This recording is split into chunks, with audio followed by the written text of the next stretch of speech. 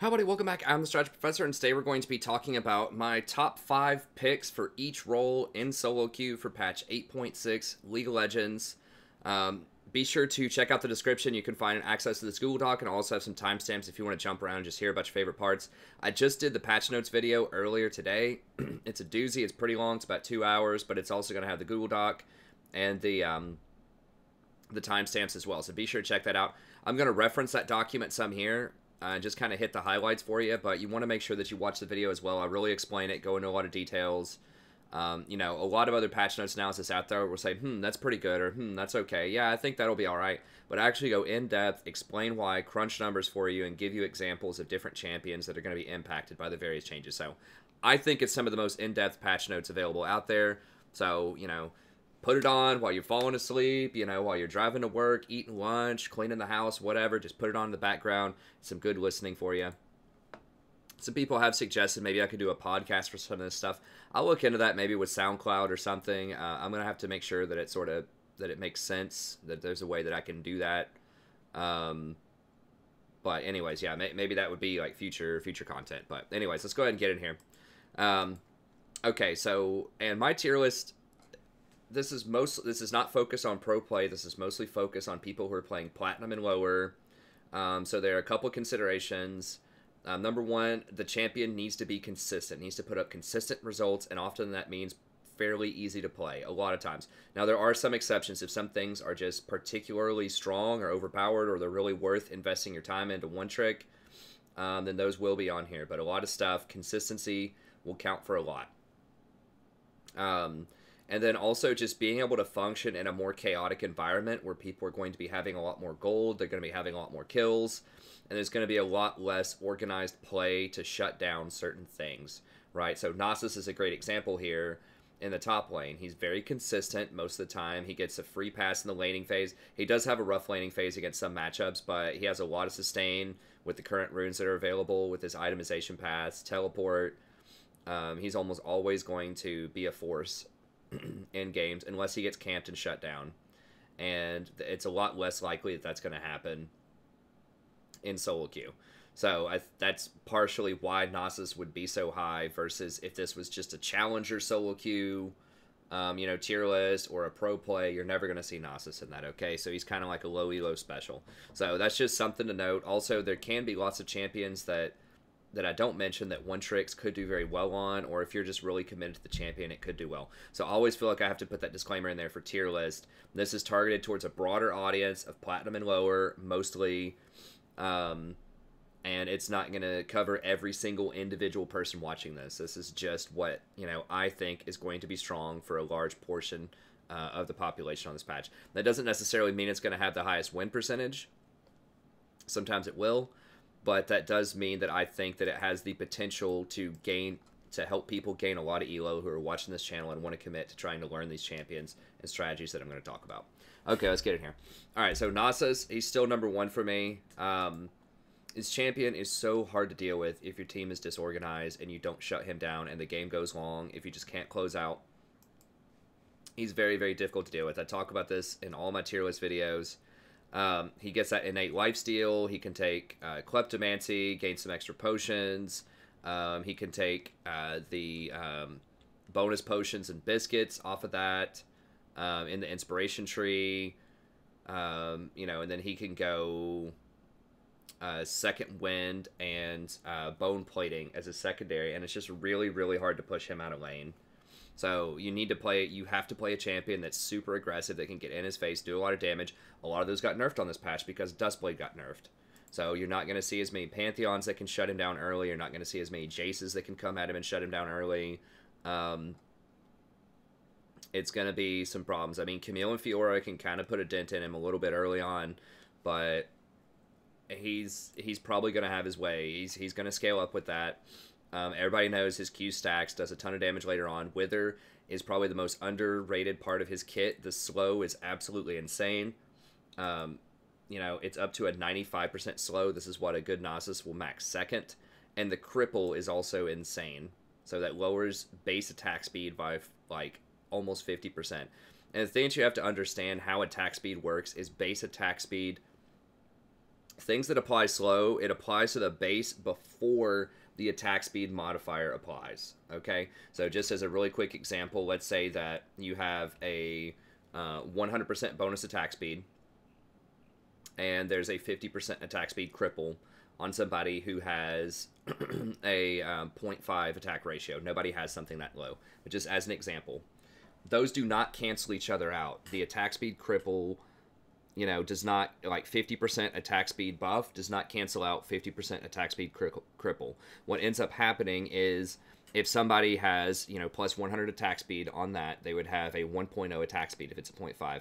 If there is a 50% cripple, then it goes down to a 0.25 first, and then the attack speed checks after that. So all of those attack speed modifiers are off of that new low number. So that 100% is going to take it to a 0.5. So a 50% attack speed cripple in that scenario is actually twice as powerful as an attack speed buff because it completely negates a 100% buff. So that's the thing. So in order to get out from under this cripple, it's basically gonna cancel out something like 95% attack speed bonus.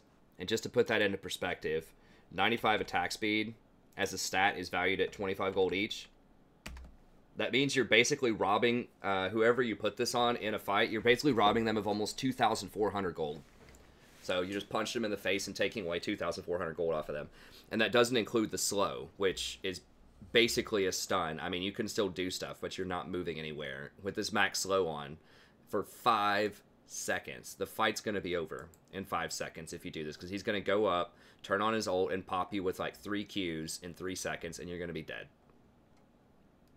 So unless somebody gets Quicksilver Sash to get rid of this, he's almost impossible to duel for anybody, especially these attack speed reliant people like Camille, Fiora, Jax, stuff like that. He's just going to absolutely obliterate them if he withers and they don't have a Quicksilver Sash. And people in lower elos are not going to get Quicksilver Sash most of the time. Now, Boots of Swiftness can also work to an extent. It'll lower the duration of this by...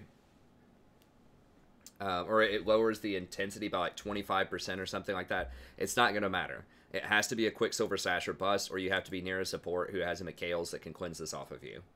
But yeah, that's what this is really, like, everybody knows about his Q and how much damage that does, but this is really the beef of Nasus. This is what makes him almost impossible to duel. This and his ult. And then, of course, he has this, which is nice. I mean, it's Armor Shred, does some damage. It's usually the thing I would recommend maxing last. And then his ultimate, of course, is just ludicrous. You get huge amounts of bonus health, massive extra free resistances. You do maximum percentage health every second, and it lowers the cooldown on your Q after you get a Trinity Force to basically 1 second. So it's going to lower your Q down to a 2-second base. And then the CDR is going to check, or no, the CDR applies first. So if you have 20% CDR, that's going to lower it down to like 3 point. We'll just say if you have 25% CDR, it's going to lower it down to 3, and then you're going to have the 2 seconds off. It's going to be cut in half down to 1. He's going to be queuing you basically every second, maybe 2 seconds tops, if you have no attack speed. So he's just going to, you know, auto attack, Q reset, auto attack, Q reset, auto attack, Q reset, you're dead. So he's just extremely hard to deal with. Usually it takes 2 to 3 champions if he's at all fed, and by fed I mean he like 1 item. If he has like Trinity Force, then he's just almost impossible to deal with. So he's still number 1 on my tier list. He's not going to be as high on a lot of tier lists, but you play against a decent Nasus in silver, gold, platinum, you're going to feel it. He's really, really powerful right now. Okay, another champion that has moved up quite a lot is going to be Fiora on this patch. I think she might be one of the largest risers. She's my pick for best Conquer user, because right now she doesn't really have a good keystone. She's using Kleptomancy, which is really not that amazing for her. It's okay. This is part of why she hasn't been that great so far in the season, in the preseason, why she hasn't made a huge splash. She's a very good champion. In my best one-trick video, I recommended Camille and Fiora as sort of eternal best champions to one-trick top lane. They're almost always viable and really good in a meta if you're good with them. She is good right now. You know, good players can overcome the fact that you don't have an amazing keystone on her. Some people were even taking, like, Grasp of the Undying on her. Like, that's how hard up people are for Keystones right now. Like, some people are taking Grasp and Kleptomancy after the Klepto nerf. It's just not amazing for her, but Conquer is excellent on her for a couple of reasons. Number one, there's just not anything that's going to be better for her. So, you know, she's like, sweet, something that's actually relevant.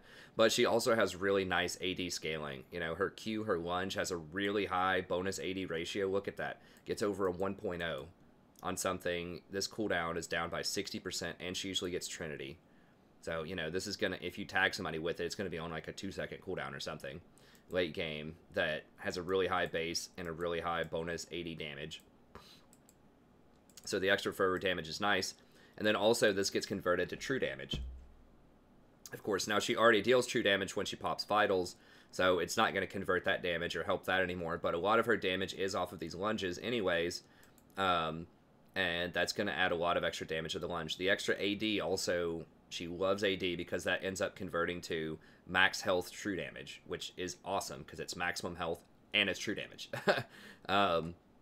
So that's really, really good against tanks.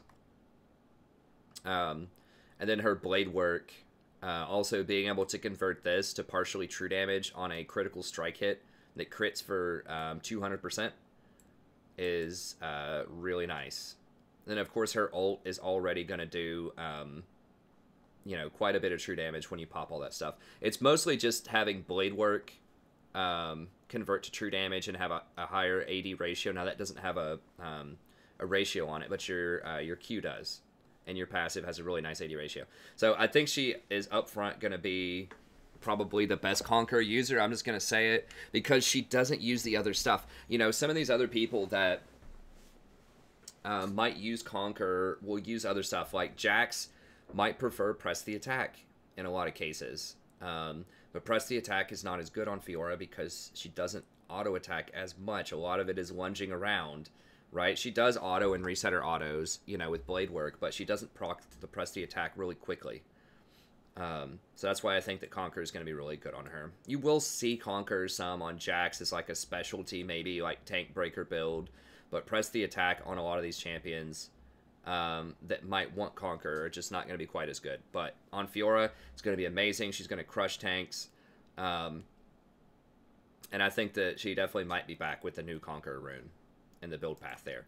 So I'm putting her up pretty high because of that, because I think she's going to murder. Like, I think that she could potentially, if she gets a Quicksilver Sash, I think she can dismantle Nasus if she takes off the Wither, if she gets enough items.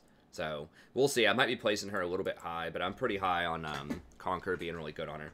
Camille is another one that perennially is at the top. She's still probably going to use Comet. She could use Conquer, but she doesn't have amazing AD ratios on anything.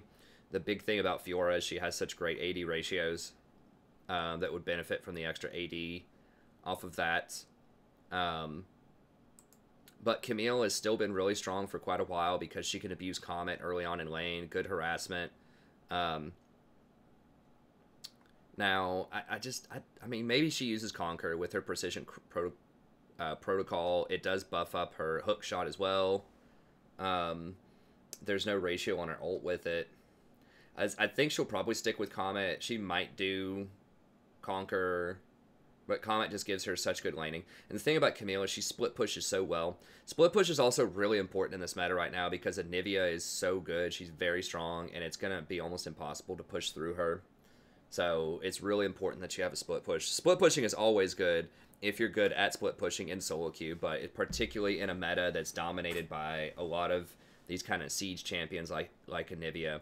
Champions with really good wave clear, then you have to be able to split to get around them. And she's great because she's so mobile. So not only can she duel a lot of people later on in the game, and she's really good with gank assistance because once she's level 6, she can just jump on people, and it's pretty much impossible to get away unless you have some kind of knockback to knock her out of the zone. So if she's 6 and the jungler comes, you're just dead. Most of the time it's free kills every time on cooldown. And then her hook shot just allows her to get around, like evade ganks very easily, jump over walls, make rotations. She's just extremely mobile. She duels very well, and she has really good gank assist. So I think that just makes for a great champion. And then Swain has kind of been the newcomer. I knew Swain was going to be better on this patch, but He's really, really good right now. I mean, I thought Swain was really good on release, and I talked about that, but he has since received like 2 or 3 buffs. I think people just didn't understand how to itemize him. People didn't understand how to play him correctly, and I also predicted that. So people have finally figured him out. He is very strong. He heals for a ludicrous amount when he has his ult up. I'm not sure about his matchup into like Nasus, Fiora, and Camille once they get... I mean, if they get an Executioner's Calling, I feel like... Now, they wouldn't necessarily want to get that item. It's going to put them behind. But they could get it. I don't know. Like, the ability to spam this on a 2.5 second cooldown on a Q, you know, on something that can have a maximum of, you know, 348 damage. That's just insane. So, I don't know. I mean, you could definitely make an argument that he's the best top laner. Like, all of these, it just really depends on team comps and how good you are with the champion. Like, all of these could definitely be, you know, potentially number one. Swain, people are going to be running around with more Ignites, though. Like, mid laners might be running Ignite more often now, so there will be more of those to contend with. I don't think he can duel, like, a 3 or 4 item Camille or Fiora, or maybe even Nasus. I'm not sure. I just don't see how he beats them. He's a lot better in team fights, but like once Nasus gets, you know, Spirit Visage and Trinity Force, I mean, maybe you can do enough damage to cut through him, but I just don't see how that happens. I think he just eventually just beats you down. He'll out because he has sustain himself, and I just think he puts out more damage. Now maybe I'm wrong on that, but I don't know. We'll see. Anyways, Swain is definitely a force to be reckoned with. He's somewhere up near the top. Definitely top 5 champion. Now, Alawi is another person that I had a little bit higher. I'm not exactly sure where she's going to go on this patch. I still think she's really good in solo queue for the same reason Nasus is. If you don't get someone up there to camp her, then she can very easily 1v1 people. And if people don't run out of her tentacles, which they won't most of the time at Platinum and lower, then she can just completely crush people. Now, she's another one that has been using Kleptomancy, which is pretty good. But I could see her rotating over to Conqueror, honestly, because if you're in combat, because remember, that 20% true damage on Conqueror applies to all of your abilities, not just your autos. And so her tentacles would now do 20% true damage, and she would get a lot of extra AD. So that feels like that could be really strong, in theory. And she's someone who actually does team fight pretty well, too, if she ever shows up to team fights. So she can split. She's not very mobile. She can get caught and killed if people evade her tentacles. But she can also 2v1 people or 3v1 sometimes if they don't dodge her tentacles. So, yeah, this has a really nice total AD ratio here. So she has great AD scaling for Conquer there. I guess only a little bit on Leap of Faith. But her tentacles do have really good scaling. And that's where a lot of your damage is going to come from, is your tentacles. So I think that Conqueror might be a really good choice on her, too, potentially. So, we'll see. We'll see. But she's kind of an early front runner for me. Other people that are kind of honorable mentions that might deserve to be on this list. Darius, I think, immediately jumps to mind. He's very strong right now. I just kind of put Alawi up there because... But Darius could easily be there in her place, just because I feel like she has a much better team fight than Darius does. And I think she has a greater potential to 2v1 or 3v1. Darius can do it too if people get dunked and die. I don't know. I mean, they're both very similar. I think Darius is also going to run Conqueror. The true damage is not going to help his ult, but it will help his bleed damage. So we'll see. Other honorable mentions, I think that Garen is pretty good up there right now. He might use Conqueror. That would help with his ult, especially if it's not on the villain. Gangplank is still reasonable. I think he's fallen quite a bit, but if you're a Gangplank one trick and you can really do well with him, you know, he obviously could be pretty strong top lane. Gnar has fallen out of favor a lot. I really don't like him a lot in solo queue right now. Maybe up at the super highest tier. Aatrox is another one. I'm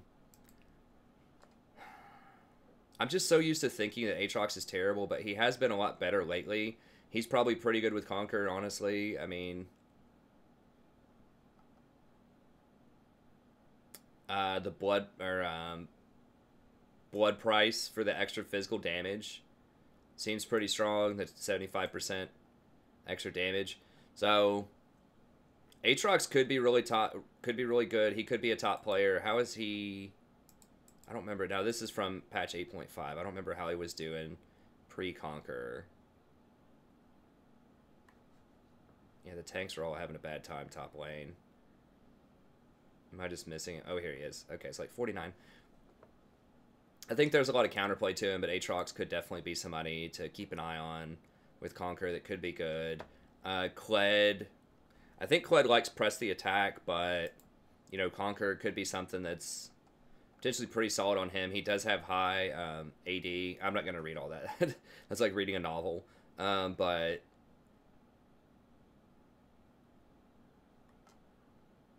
you could see it on Kled. I think he's more of a burst champion than a sustained fighter. Like, because press the attack is going to be better for burst, but Conquer is going to be better for sustained damage over time. Jax obviously would like it. I'm not sure if he's going to go with that over press the attack, but we'll see. I think Jax is a little weak in lane still, I think. But you might see a resurgence of Jax top lane. We've been seeing him a lot more in the jungle. And I think Jace is going to fall off quite a lot. I think Pantheon's going to fall off because they didn't get any buffs. And Duskblade, Ghostblade. Well, Ghostblade didn't get nerfed, but Duskblade did. That's going to hurt him. I think the tanks are going to be huge losers top lane. Camille and Fiora are going to be very popular. They're very strong. I think Nasus is great against tanks because he just outscales them. They can't really pressure him in lane. And Conquer, that extra 20% damage, is really going to ruin some tanks. So I think if you are going to play a tank top, I think Shin is the best one. He has global presence. He can duel pretty well. I don't think he doesn't have any AD ratios, I don't think. No. So he would not want Conquer. I mean, that was kind of a long shot. Obviously, he wants Grasp, but I was just thinking, nah. Freak in his patch notes was really high on Wukong. I'm not seeing it. I think Wukong's going to have some problems. I mean, we'll see. I think like Vlad. I think Vlad, Rumble, a lot of the AP champions are still not going to be that great. They just get murdered by fighters. So, yeah, I think that's it. You know, I think the best one that I didn't mention is probably Darius. But there could be some other... I mean, maybe Urgot. What does Urgot get right now? He has a 70 here. 50 there. Urgot's kind of weird. We might see Urgot. I mean, maybe Renekton. Renekton does have really nice ratios. I think he had been running press the attack, which is, like, okay on him.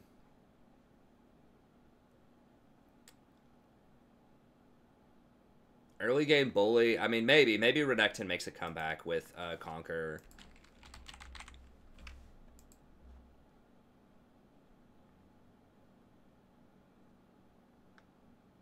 Okay, now they are running. Okay, so this has been updated to patch 8.6 now. Now it's only 118 games, so he's at 58% win rate. So yeah, Conquer seems to be pretty good on him. Irelia is another one who could be good, potentially top lane. Now, the reworked Irelia looks extremely strong. I think she's going to be overpowered. But yeah, Renekton with Conquer would make a lot of sense. He has great... basically, what you're looking for is you're looking for people with really high AD ratios that want to stand and fight a lot, that want to have a good sustained fight. So maybe Renekton could be up there as well. Maybe Renekton over Alawi. I don't know. So yeah, Renekton, Darius could also be pretty legit up there. Okay, let's move on to the jungle here real quick. I don't want the video to take like forever, although it's already way longer than I wanted it to be. I have to move faster here. Okay, Warwick still top spot in the jungle. I don't think anything's going to take that away from him. He has great sustain. He's really hard to kill. He's super strong at all points in the game. He's great at the Fiesta, running people down, hunting people down, getting vision. And yeah, I don't think anything's going to change that. You know, the other junglers that rely on Duskblade are going to be a little bit weaker now. So, like, Nocturne's going to be weaker. Rengar is going to be weaker. Shaco's stronger. We'll talk about that in a second. But I still would put Warwick at the top spot. He's just too good at everything. He's good at hunting people down, does lots of damage, has nice sustain, like really surprising amount of damage off of no damage items. He's too overpowered in solo queue right now. So Warwick's up there. Shaco is someone that I did not have on my top 5 last time, and I stand by that. I think there were better choices. But now, given this buff to Shaco, I definitely think that he is one of the better ones right now. They basically gave his Q an extra, like, huge amount of bonus damage, and it has a 0.7 ratio on it. So they gave him a ratio and a ton of damage. So I did the math in the patch notes video. Be sure to check that out. But pretty much, he just does an insane amount of damage right now, and he's just very slippery. He's hard to get a hold of. You know, I think that Rengar and possibly Kha'Zix are going to fall off a little bit, so that's going to leave a spot for Shaco as the assassin. Pretty good at split pushing. He takes towers really quickly with his clone. He takes dragons, barons pretty quickly with his clone. He has lots of very sneaky gank paths where he can get to people. So for solo queue, I think he's really good. You know, some people might have him at the top. I still would favor Warwick a little bit more, but he's all right. Jax, I still like Jax in the jungle a lot. I think that he's going to be running press the attack still. Let's see. A couple of people are trying Conquer on him. I still think he's going to be a PTA user because I think a lot of the way the people build him with like Trinity Force and things like that, I think he wants to do burst damage. So basically PTA is going to be better against squishy champions because it's faster damage. It comes online really quickly, and you could definitely burst people out. With Conquer, you have to sit and wait the 4 seconds for it to activate. So you really want a long fight, or it needs to be for a laner, right? And Jax, I think, is still best in the jungle. And I think most junglers who want something like that are going to go for press the attack because they're not going to want to warm up for 4 seconds. In lane, you can warm up on the minions and then go at somebody. But, you know, coming out of the jungle, you don't want to have that 4-second downtime, I don't think. So I still think Jax is really good. They did nerf Cinderhulk, but Cinderhulk's still going to be the go-to item on him, I think. Yeah, Skirmisher, Cinderhulk, Trinity Force, and then just like a lot of tank stuff like Sterix, Titanic. Well, not even tank stuff, like bruisery stuff. Sterix, Titanic. And he's just very hard to deal with. He does a ton of damage. He gets a lot of health. He gets like a freakish amount of resistances for free off of his ultimate. So that's really why he's strong, is because he's able to get health off of these bruisery items, off of Cinderhulk, Trinity, Titanic, Sterix. He gets this HP, and then he gets all of these free resistances off of his ult, based on his bonus AD, too. So, you know, by the time he gets to level 11, he's getting 50 armor and magic resist, and then whatever his bonus AD is, he's getting 50% of that. So if he has, like, you know, 80 bonus AD, he's getting an extra 40 resist, and it lasts for 8 seconds, which isn't a lifetime. And it's only on an 80-second cooldown, so he's going to have this up, like, all the time. So everybody's pretty familiar with Jax. The thing that makes him really strong is he has a lot of auto-attack resets with his Empowered, and then when he gets the Titanic Hydra, that gives him another reset. So he has a lot of auto-attack resets, and because of that, it's very easy for him to proc press the attack. And he does a ton of damage. Now, some of it's magic damage. His W, or yeah, this does magic damage, and I think his Leap Strike's physical. Then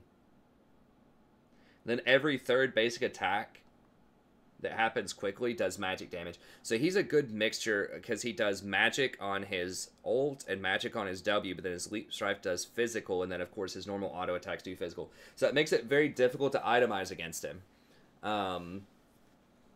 You can't just stack all armor and think you're going to beat him because a lot of his damage is also magic. So it's just very hard to itemize against him. It's very hard to kill him because he gets a ton of resistances when he pops his ult. And it's, you know, he has this, which basically makes him invulnerable for up to 2 seconds. So he's very, very difficult to deal with. Like, there's a reason that you see him in pro play and in solo queue be very strong. So he's still going to continue that. I think he's the best semi-tank. Well, Warwick and him are both good, like, high damage semi-tank, nice scaling junglers. Skarner's another one who's more of a pure tank type of build. I think he might actually... I think Skarner still does go Cinderhulk, Trinity. He might go Righteous Glory before he goes Trinity. He's basically, like, you'll notice this common theme of a lot of these champions will go Trinity into full tank. He doesn't even get any tank. He doesn't even get Trinity anymore. Trinity is pretty good on him, but it looks like he just basically goes Righteous Glory into Cinderhulk. Or Cinderhulk into Righteous Glory, rather. So, yeah, I still think he's going to be really good. He just has nice wave clear, good. He forces people to buy Quicksilver Sash. He's really, really good with the Domination Keystone. Why am I blanking out on the name? Predator. So Predator plus Righteous Glory. People figured out that's amazing with Skarner. Because not only, I mean, I guess that it doesn't speed you up when you're running away, but it just is almost impossible to peel him when that happens. And they did nerf this the stun duration on his E, which was warranted. I think they only nerfed it by 0.25, though. So it's still like a 1.25 stun, and then his ultimate still pretty game-changing. So I expect to see a lot of Skarner still very strong in solo queue. And Kha'Zix I kind of have here as an honorable mention. I'm not really sure about Kha'Zix. He was excessively strong before, and the way the math worked out, if you isolate somebody, I think you're actually doing more damage, but if you don't isolate them, then you're doing less damage. If you isolate and kill them in one shot without going invisible multiple times, then it's a buff. So you can one-shot squishies without using your invisibility. If it's a tankier target and you're having to go invisible multiple times with your R to proc multiple Dust Blades, then that's going to be a nerf. So if you have to go invisible 2 or more times to kill somebody, with the Dust Blade, it's a nerf. But if it's just to show up invisible and one-shot somebody isolated, then it's actually a buff. So I still have him up there. He's very frustrating. He gets around control wards. He can duel people in the jungle really well. A lot of the other early game Dust Blade users are going to be hurt a lot more than he is. So Kha'Zix is still kind of the best, one of the best assassin people in there. I think Shaco's going to be a little bit better, but it's close. They're both pretty good on the assassin side. So I think if you want to go tanky, I think Warwick, Jack, Skarner, good. If you want more of kind of the raw damage assassin, I think Kha'Zix and Shaco can be pretty good. Other honorable mentions there, Zac pops out. Zac is really strong still. The tank nerfs definitely hurt him, but his engage range is so far away. It's just really frustrating to deal with him and to try to play around that, to try to ward for that. So Zac's still going to be really good. Rammus is still respectable. You know, he has nice CC, pretty good scaling. Is a bit more vulnerable to AP champions, though, and ever since one of his more recent nerfs, and there's going to be a lot of strong mages in the mid lane, which I think we're talking about next. Shyvana's still, like, respectable. She's still okay. Kayn, I think, is going to get... I mean, Red Kayn will still be okay. But overall, it's not amazing. Gragas is still not in a great place. He's viable. I think Graves is still pretty bad.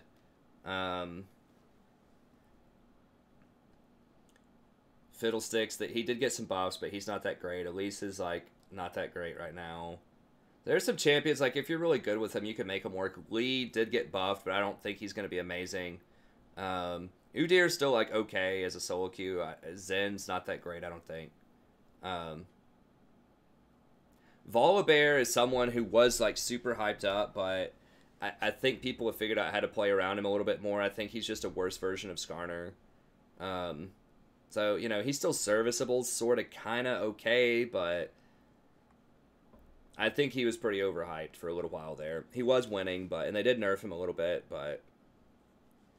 Now, Nunu is another one that a lot of people are, you know, ranking pretty highly. I'm not a believer in Nunu.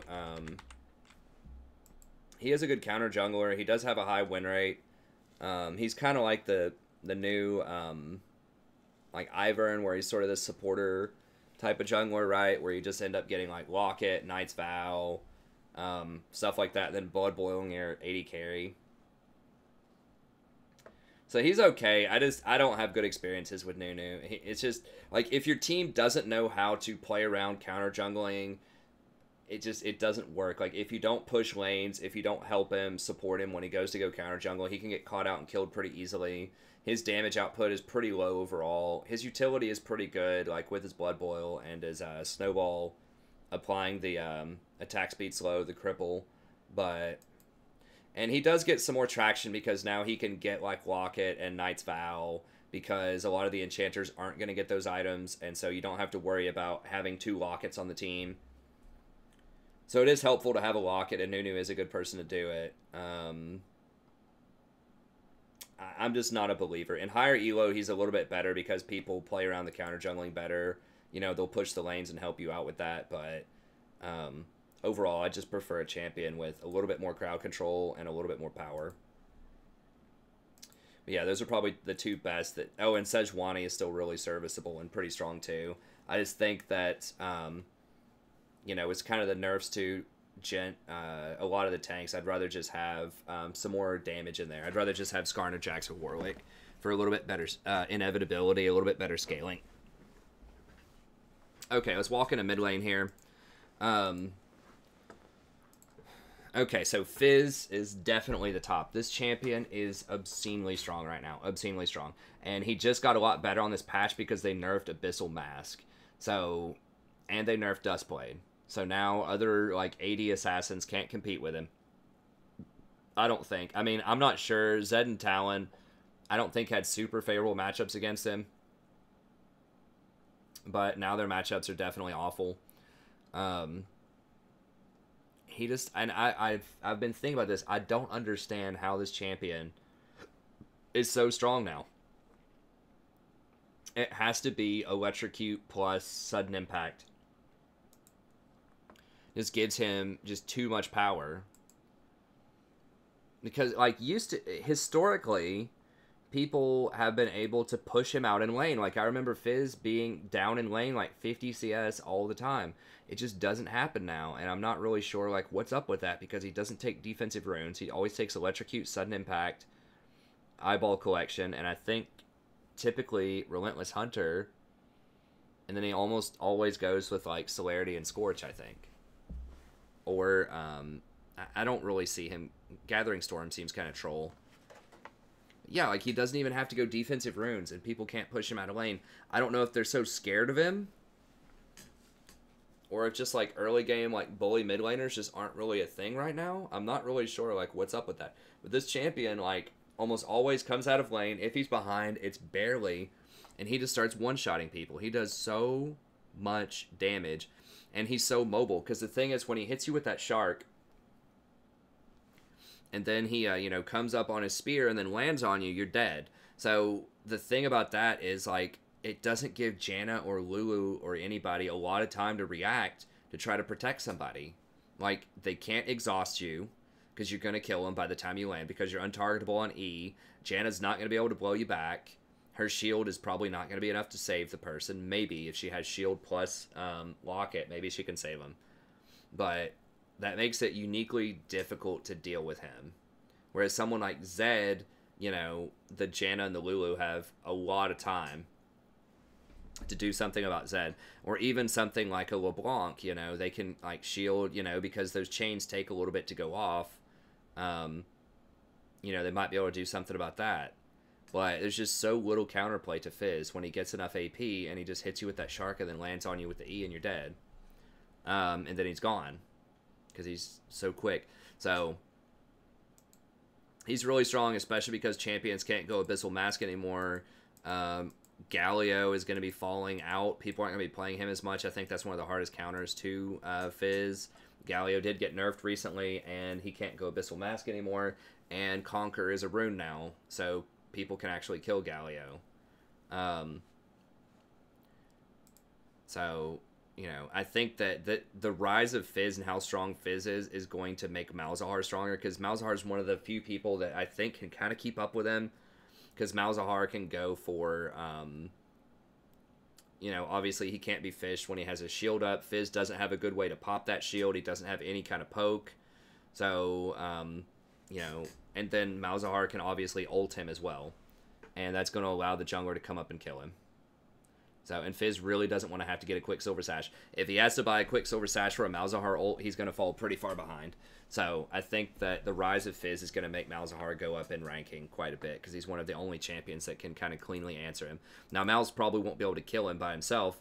Malz is pretty good, by the way, with the new Leandries plus Rylai's. He loves both of those. So, that has definitely helped him out. So, now he can go, like, tier... I don't even know. I guess he'd go, like, tier, Ludens... or no, not Ludens. Like, I guess you just go tier and then go into Archangels. You could also just go Ludens. Anyway, some kind of like mana item and then Rylai's Leandries.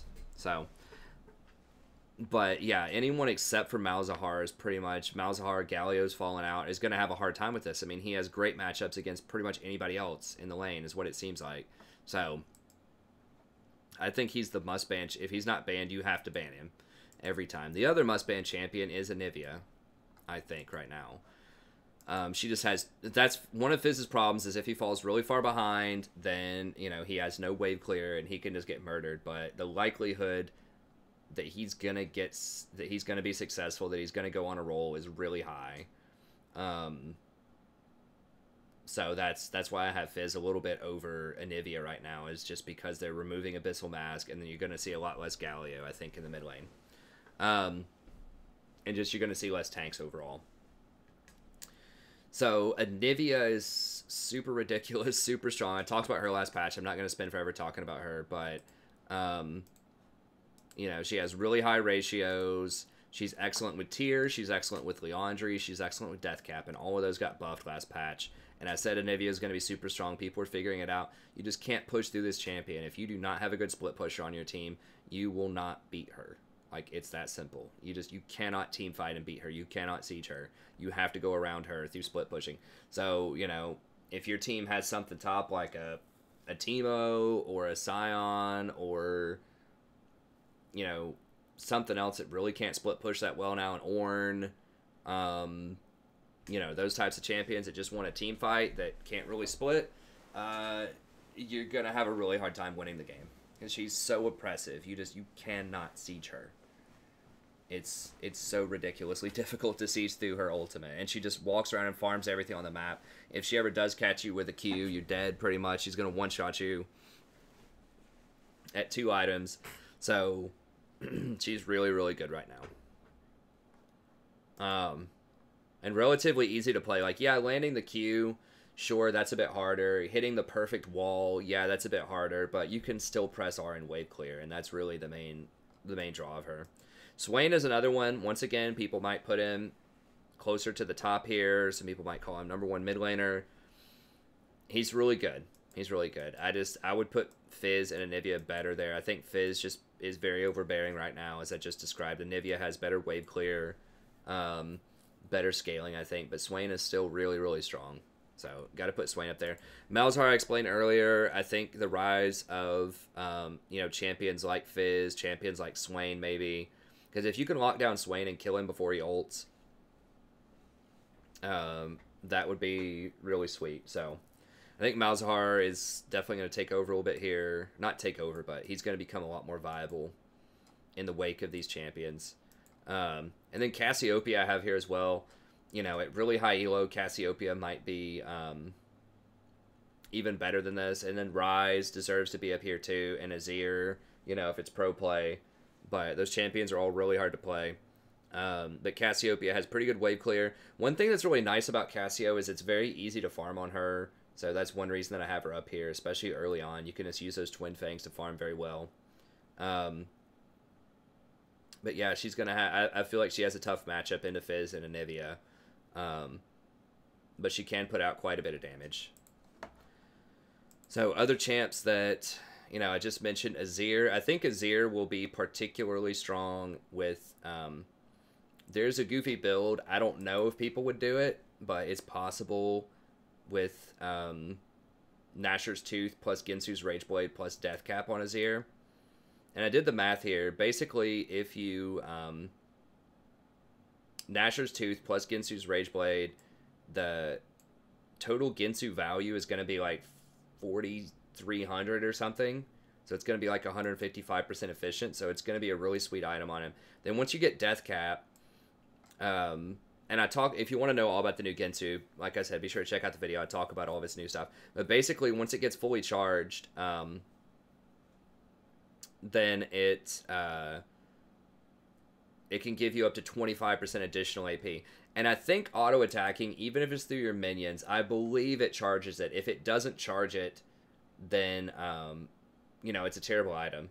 But obviously, it's not going to apply the on-hit effects, and it's not going to apply the Gensu's Rage, because those are on attack, I believe.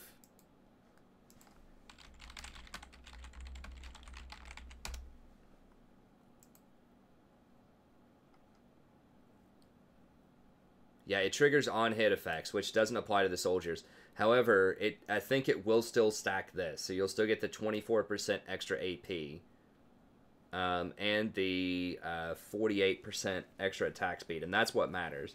So basically, when you stack this with Death Cap, you know, Death Cap gives you all that extra AP, and then once you stack all of this up, then you get an additional compounding 24% AP on top of the Death Cap and all of the extra AP that gives percentage-wise.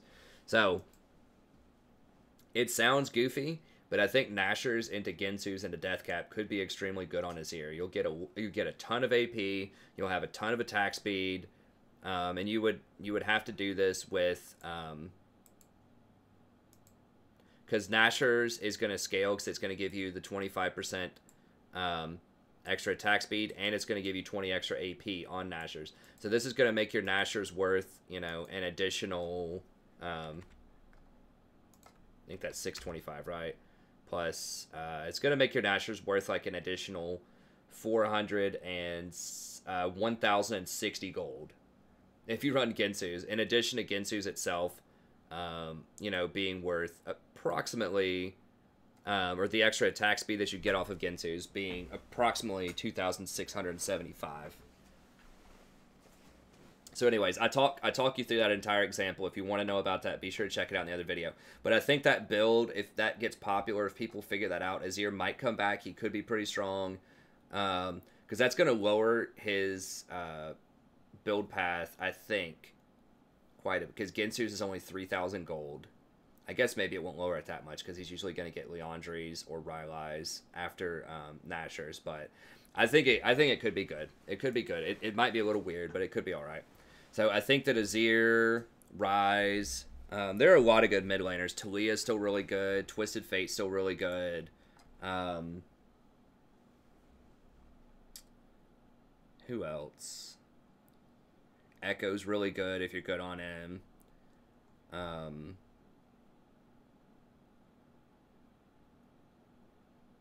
I have seen some decent Karthus play, but I'm not entirely sold on it yet. LeBlanc can be good if you're good on LeBlanc. Katarina can be good if you're good on Kat. There are a lot of one-trick champions mid-lane that can be effective.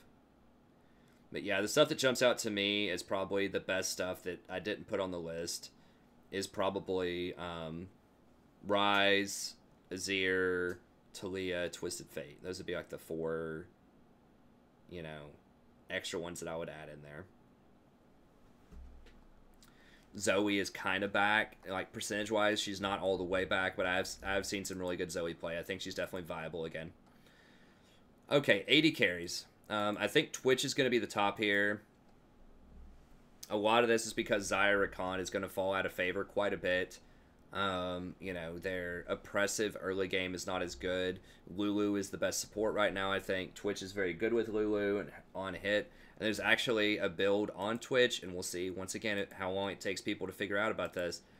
But I did the math on this, too. If you do Twitch, you rush Gensu's Rageblade, you get an extra 100% attack speed. Because that's the whole thing, is people think that Gensu sucks if you rush it. It does not. It does not. Because people forget that the attack speed steroid, the 48% attack speed, also includes your runes and any abilities that you have that give you bonus attack speed. It boosts those. It's not just off of your items. Okay, so if you run Lethal Tempo plus Alacrity, plus like any abilities like Twitch's Q that gives him extra attack speed. I do this with Kog'Maw. I do the math with Kog'Maw. I do it with Jinx. because it doesn't matter. The AP doesn't matter. It's not a wasted stat anymore. You're getting a ton of attack speed. So on Twitch, for example, you're getting 100% extra attack speed. So you're getting 25 AD with 100% attack speed, and you're getting some on-hit effects. That's really good. If you get Blade of the Ruined King second, which, remember, with Ginsu's, it can double hit off of that. So that means it can proc Blade of the Ruined King twice.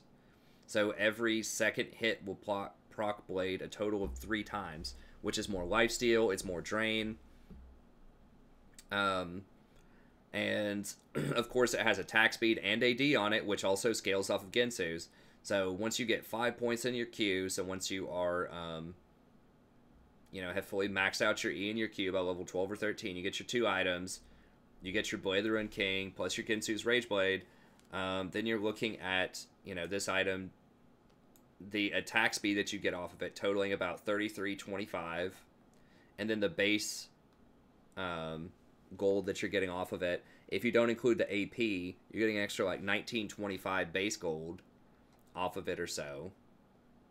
So, you're looking at somewhere in the neighborhood of pretty close to 5,000 gold value for a 3,000 gold item.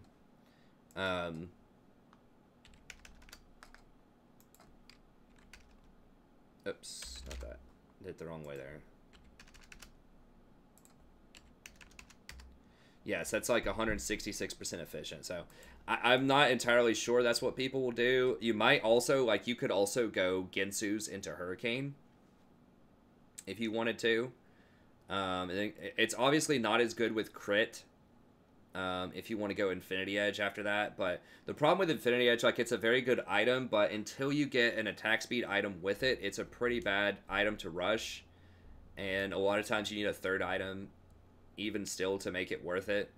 So especially on Twitch, who has a really, really powerful on-hit effect with his poison stacking, you might see him rush Ginsu's now. Like, Ginsu's into Hurricane could be a legit build on Twitch that would just completely steamroll people, potentially. And then you could get the Blade of the Ruined King, because now if you get Hurricane plus Blade of the Ruined King plus Ginsu's, then those Hurricane bolts also apply the Blade of the Ruined King lifesteal and damage, and every third hit is going to apply, or every second hit is going to apply a third Blade of the Ruined King thing as well.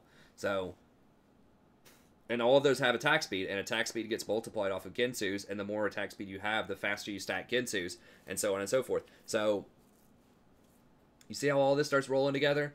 It's going to be really strong, like some of these champions with the new Ginsu.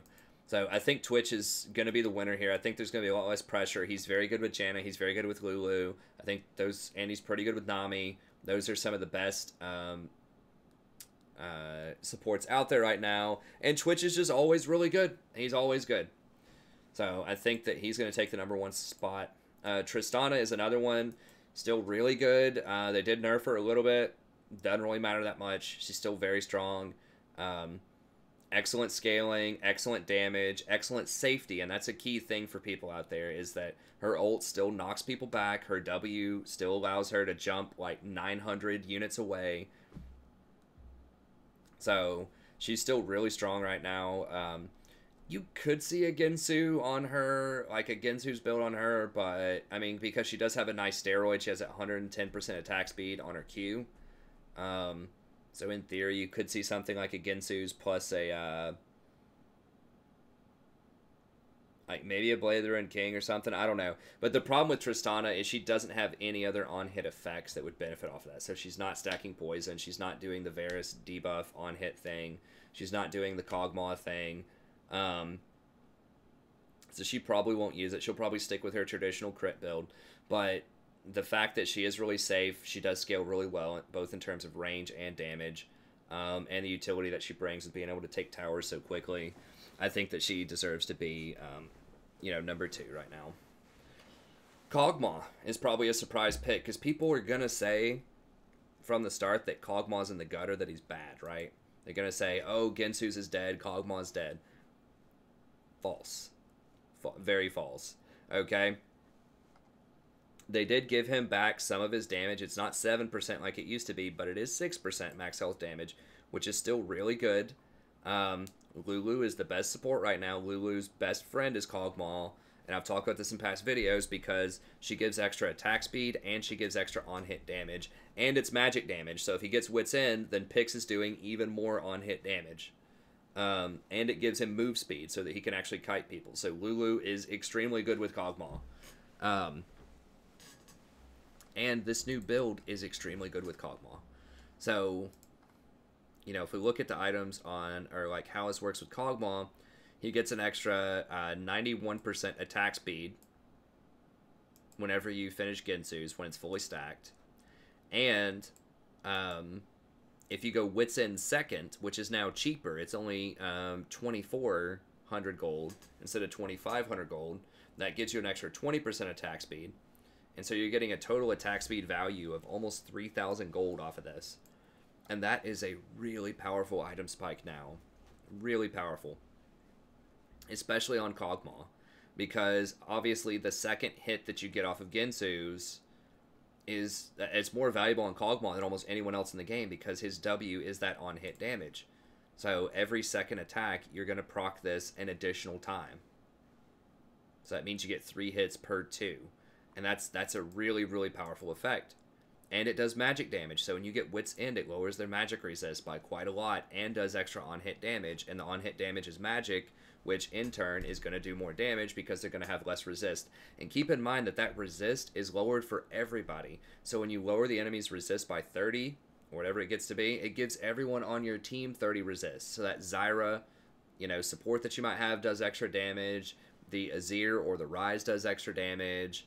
The Swain does extra damage. You know, all of these champions that could potentially do magic damage, Kog'Maw with the Wits End is going to bring them down. And because you have so much extra attack speed off of this, like, the thing you have to remember is, yeah, maybe like, gold-wise, this is not as over-the-top at a single item point, but it's close. I mean, look at this, because he actually uses the AP. He does have AP ratios on his stuff. Like, this has AP, his Q has AP, his voice, like, he doesn't use AP, like, super well, but he can use the stat a little bit, you know? So the stat is not a complete waste on him. So if we look at this, you know, the initial amount is worth about 2468. The Kog'Maw here gets 2265. I think if I'm remembering correctly from the video that I double counted 25% attack speed. So I need to remember to take off 625. 2468.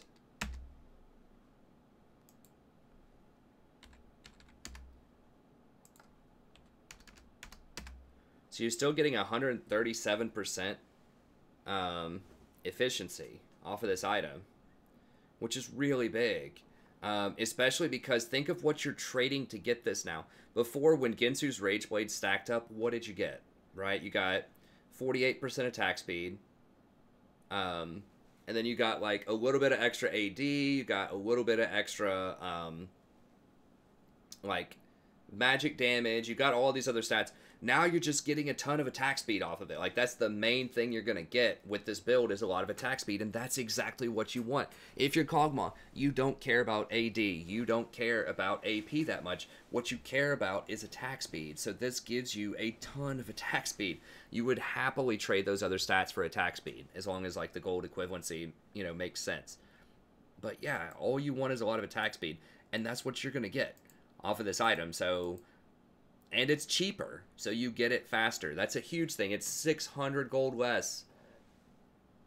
That is massive.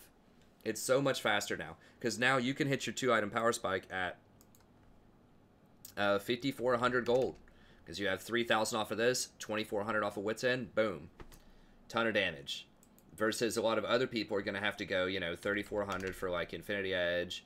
You know, plus, like, I think it's 2,600 for Static Shiv. It's something like that. That's 6,000. So that means you're going to hit it like 10% faster than they do.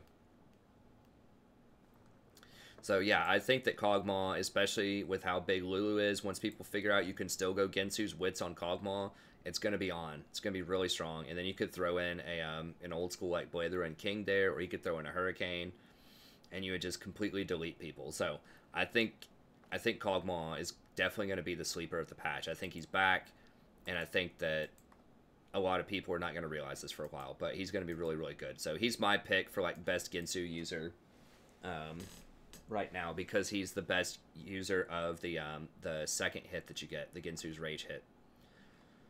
And he's really good with Wit's End, which is an awesome combo with Ginsu's. Okay, so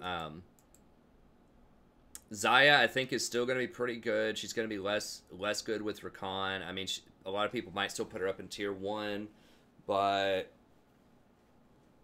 she's not going to be able to use Ginsu's that well. Her power spike is going to be a bit slow for that. I mean, she's still good. She's still really good. I think you're going to be dealing less with tanks though, and more with assassins. She's okay against assassins, but they're going to have more mobility, so they can get around her feathers easier. She's not going to have as much time to stack up a bunch of feathers. People are just going to jump out of nowhere and kill her, like Shaco, Kha'Zix. You know, Fiora and Camille are going to be able to maneuver around her feathers. So, and she kind of has a rough early game until she gets a couple of items. She doesn't really start off with a bang, and I think the fact that there's going to be more pressure supports in lane that are taking Ignite, it's going to be a little bit harder on her. So she's still going to be really good. You could definitely make a case for her being top 3 instead of Kog'Maw. I mean, you could make a case for like maybe Twitch, Xayah, then Tristana. But we'll see. You know, at 4th place isn't set in stone, but the fact that they, you know, lower the damage with her and Rakan by a significant amount is definitely going to hurt her in the lane, because she's usually paired with Rakan. And then finally, Jhin is kind of my sleeper, a top 5 here. This might be a pretty generous position for him, but I think that the buffs to Jhin were actually a lot better than I thought they would be. And he seems to be pretty impactful in most games where I see him. A lot of people have figured out that going kind of the Essence Reaver build is really good, like Essence Reaver, then attack speed item, Infinity Edge is really strong. So like Rapid Fire Cannon, and Rapid Fire Cannon just got buffed on this patch too, a little bit. And Jhin is the Punisher, you know. He's very good versus these early game champions that just aren't going to be that strong. So against something like a Twitch, he's great against Twitch in lane, great against Xayah, great against Tristana. Tristana just had her range nerfed last patch. So I think that the best build is going to be Essence Reaver, Infinity Edge, and then 1 attack speed item. Like probably Rapid Fire Cannon, because he really likes the crit. So yeah, and I think we'll still see him with Comet. I think we've seen a resurgence of Comet on him. That's very good. So Jhin doesn't have a ton of synergy with things like... he's actually pretty good with Nami, because if Nami slows him, then Jhin hits him with a W, and then you hit him with the bubble, they're pretty much dead. So he has pretty good synergy with Nami early on. They're both very good pressure laners. Decent synergy with Lulu, not as great, but okay. Because you can use Lulu's polymorph sort of offensively. You don't have to give him the extra attack speed if you don't want to. And then Janna is like not as good with him, because she doesn't have as much raw power early. Sadie. But there are going to be a lot less tanks bot lane. There's going to be a lot of squishy champions running around, and if you catch them out, you can definitely blow them up. And I think in general, there are just going to be less tanks because of the Conquer rune. You're going to see a lot more squishy fighters running around, and that's exactly what he wants. He wants to one-shot crit people. He's really bad historically against tanks because he can't run attack speed, which is what you need to crack through tanks. So I think that we're going to probably be moving towards a squishier meta. It's going to highly favor Ignite. It's going to highly favor sort of Conquer or press the attack users. Squishy mages middle most of the time. You know, Enchanter supports. So I think moving all of that is going to make him a very, very good early game threat. So I think the meta's right for Jhin. So, you know, as usual, you have to actually hit your stuff. You have to hit your W. You have to hit your ults. So he is a little bit trickier to use than some of the other AD carries out there, but he's good. Most notable omissions here, probably Jinx. I do think that Jinx is very good right now. I do think you can win with Jinx. I just think that if you want the scaling, you know, just stand there and auto-attack champion, I think it's going to be Kog'Maw. I'm probably going to be in the minority here about that. But if you want the unsafe, just like glass cannon build, I would go with Kog'Maw over Jinx right now. With that build, I think he's just going to hit his item power spikes faster. I think he synergizes better with Lulu. But there can definitely be a case for Jinx. I mean, she can still be really, really strong. I just think that once people figured out that build out about Kog'Maw, that he will replace her. Ezreal in pro play can still be really good. He's got a lot of problems itemization-wise right now. He's not that great with Lulu or Janna. He is better when there aren't tanks, though, because he historically, like Jhin, has a hard time with tanks. So poking out squishy champions is something that he excels at, so that's definitely something to consider. I'm not buying into the Kai'Sa hype. Almost all of her buffs were AP related. I know that Mobalytics placed her as like their #1 AD carry. I'm not buying it. You know, she really needs to go Essence Reaver plus Pick, which is good, but if she can't isolate somebody, if she doesn't get the first hit with her Q, the damage is just not there. And I don't think you're going to build her AP. I think it's going to be the same build. So she might be top 10, but I would not put her top 5. I'd rather play her than Caitlyn. But I'm really, really down on Caitlyn. I do not like Caitlyn in solo queue at all. That's probably the most conspicuous absence here because people do not play her correctly. They do not use the traps correctly. Caitlyn is a very, very heavy pressure AD carry that requires poke and trap placement and really good combos. When someone steps on the trap, someone needs to be able to headshot plus net back for another headshot. So you need to hit them with a double headshot Q every time they step on a trap. And I almost never see people in solo queue do that. So once again, Caitlyn is going to be amazing at Challenger and Pro level play for very specific Siege comps. But in solo queue, if you are not constantly harassing with your long range, if you're not placing traps and zoning people correctly and threatening towers, if you lose any momentum because people decided to run around Clown Fiesta, you know, and all of a sudden, you know, their AD carry gets back into the game, even though you had suppressed them, you're going to lose. You're going to get outscaled. She notoriously has a terrible mid-game. You know, after she gets her Infinity Edge, she's pretty good, but then while she's building up her next 2 items, she's really, really weak. She can't duel anybody almost, so if you get caught out, you're going to die to everybody. Really, really do not like Caitlyn in solo queue. There are some good ones, but once again, you have to have the momentum, you have to have the power early, and you cannot lose that momentum, or it's going to be over. So if you want an early pressure champion, I would play Jhin. I think he's just much easier to manage. He can actually kill people in lane. So Jin's all about that burst damage. And I think he probably scales better, especially against squishy champions later into the game. But, you know, I know I'm in the minority opinion about this. I'm not a huge fan at all of Caitlyn right now. What is Jin's win percentage? Should I look at Jhin? He's still kind of low, but I think people will perk up to Jhin pretty soon. Varus is another one that could be on here. I'm not a huge fan of Varus in solo queue. I think people miss his ult. I think people misposition him a lot. I think he's really squishy.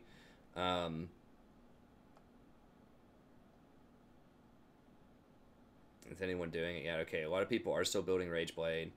Yeah, Rageblade Wits. I think it's still going to be really good. Rageblade Wits, Blade the Ruined King. Yeah, people are kind of figuring out about that build pretty quickly there. So yeah, I think he'll still be good in pro play, good in challenger. He'll be serviceable. He'll be pretty good in solo queue, so he definitely deserves a spot to be mentioned at least. Then other champion like Sivir can be good. I had a good Sivir on my team tonight. You know, Sivir can definitely win. She pushes a lot, has a lot of power. I think Miss Fortune's going to fall off a lot with the Duskblade nerf, but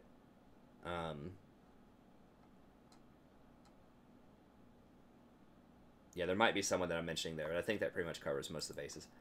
Okay, Lucian will be okay. He can be strong. There are a lot of pretty viable AD carries. I just think these will be the top 5 right now. Support, I'm going to do an entire support tier list. so it'll be a separate video, so I don't want to spend too long on this, but you know, I think Lulu, Nami, Janna, Zyra, Rakan are going to be the top 5. I think Lulu is definitely number 1 right now. She provides a lot of extra early game pressure. She has good hard CC against squishy targets that can get blown up easily, and there's going to be a lot of those running around. So she's great against assassins. She's great against fighters. If you're a melee champion and you don't have a Quicksilver Sash and you're squishy and you try to step up to her, the AD carry, you're just going to die. Her shield is excellent right now because it doubles as really strong harassment, and it transitions in the mid game into a pretty respectable shield. And a big reason why Lulu has risen so much is the nerfs to Janna. Her shield is also only 210 now, which is what Lulu's is. Janna's shield early levels is a 20-second cooldown, and Lulu's is, I think it's 10 seconds. It might be 12 seconds the whole time.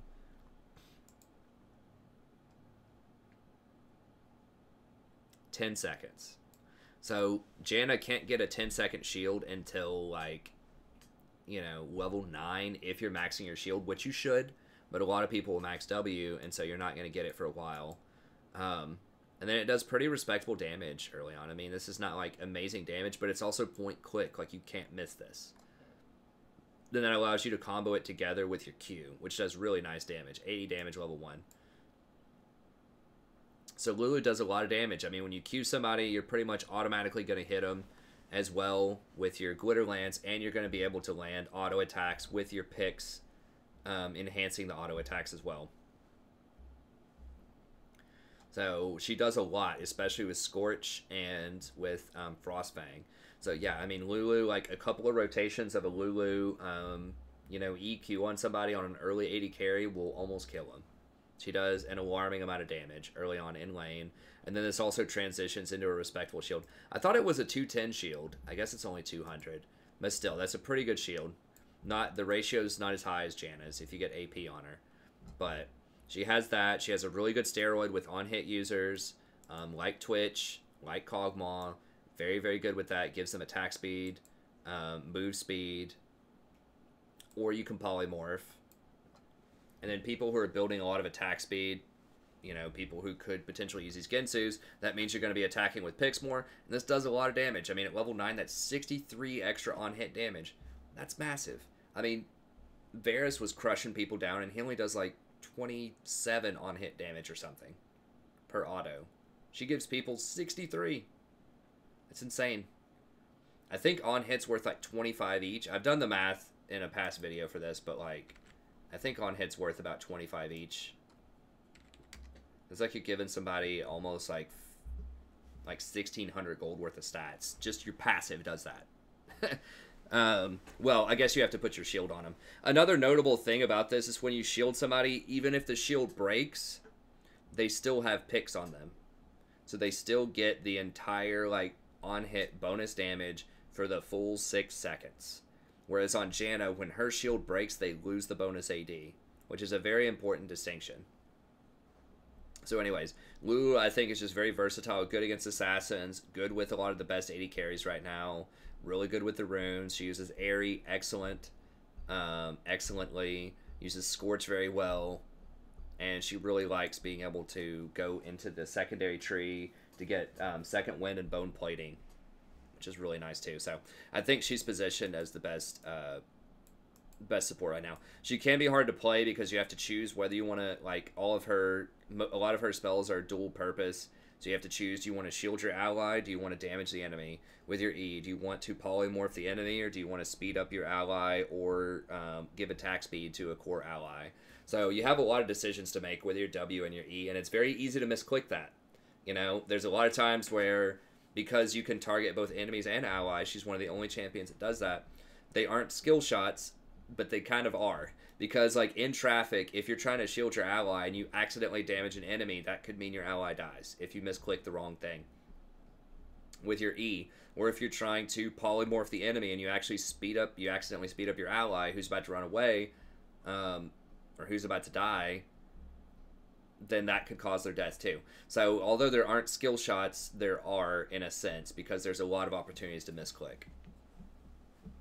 So anyways, Lulu's really strong. Watch my tier list video if you want to know more about that. Nami definitely making a comeback now. She's the best pressure healer out there. She has a lot of CC with her bubble and her E and her wave. And so like healing is nice early on, but if they get an executioner, that's not your entire identity. So you can still function later on, even if they have like an executioners or a Morellonomicon or something like that. So that kind of differentiates her from Soraka, who's basically a heal bot with limited amount of other utility.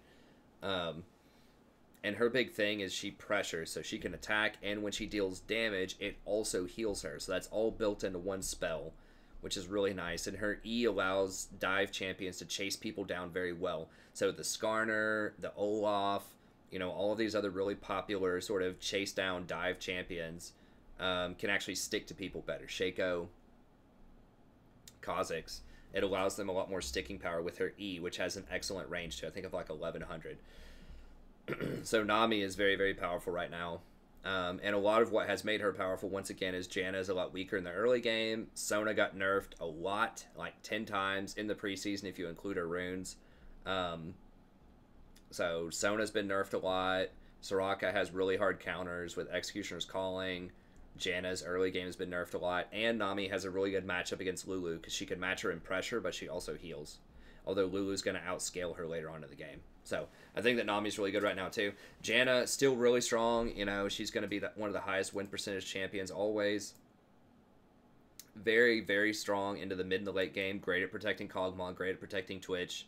And she's very straightforward and simple to play. That's the thing too.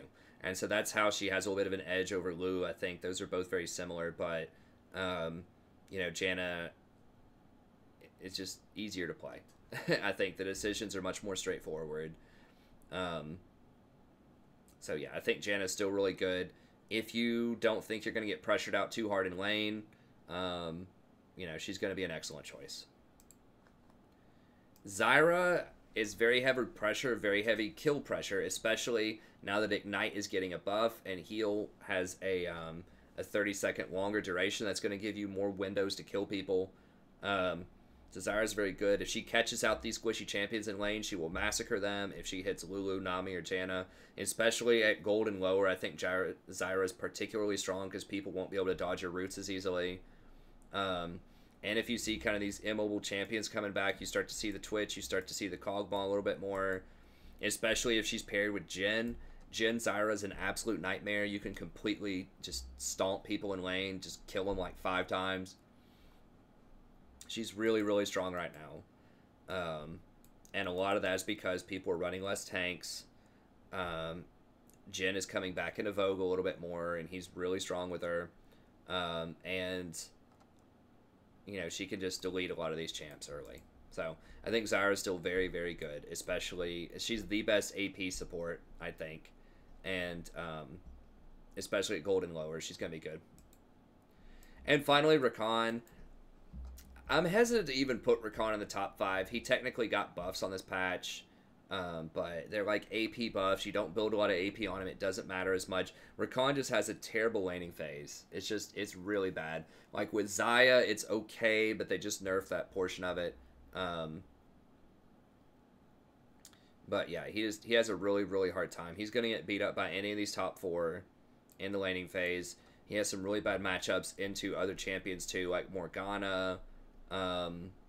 If they have something like a Fiddlesticks, anything that's like a point-click sort of stun type of champion, anything that has a lot of CC, it's a problem. Now, you can get Cleanse. If you run Summon or Spellbook, you can get Cleanse in the mid-game to help with that. He is very good with Shirelia's Reverie, which is the main reason that I have him in the top 5, is that item is going to be very, very nice on him. But I just think that he has some major problems. So I would hesitate to play him unless you know that your AD carry is going to be solid. Just because he can't pressure. But I think he's one of the best champions that doesn't pressure that well in lane. So I would still play him as the best engaged champion. So if you need hard engage on your team, I think he's better. I'd probably pick him over Alistar at this point. Alistar is pretty good too, but Alistar is one of the better tanks. But yeah, that That's about where I'd put him, is number 5. And like I said, that, you know, when I do the support tier list, I might change around a little bit after I think about it some more specifically with the supports, but just right now, that's probably about where I'd put him.